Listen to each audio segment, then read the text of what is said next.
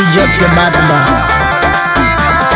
हमके पकड़ेला मारो में आई बाड़ा, सुनो ये दरोगा माहौल ना बिगाड़ो। सुनो बोलो हमारा जिंदगी आके कोइलो बर्बादिया पा राधे बड़ो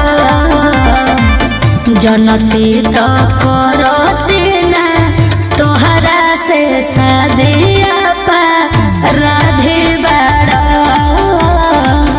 जनती तो तोहरा से करती ना शादिया पा राधे बड़ो बुझलो।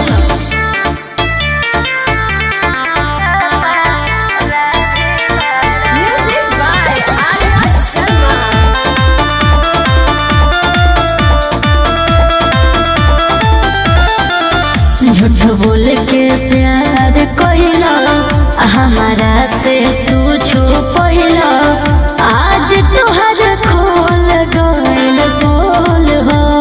सुन पगली बोलो कोनो चोरी नहीं कइले ना मर्डर कइले बानी, नाही मर्डर के कवनो संगत धइले बानी। ले लो इज्जत घरे जुटल बया बदिया पा राधे बड़ो ऐसा बात नहीं है। जनती तो करती ना तोहरा से शादिया पा राधे बड़ो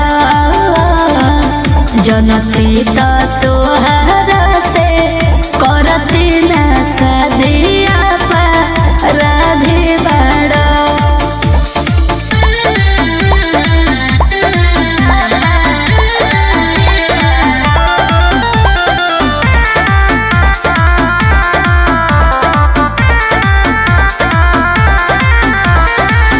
कइलो तू ऐसन काम तबे नु आइल नाम, सच सच बोल दा तू आज हो।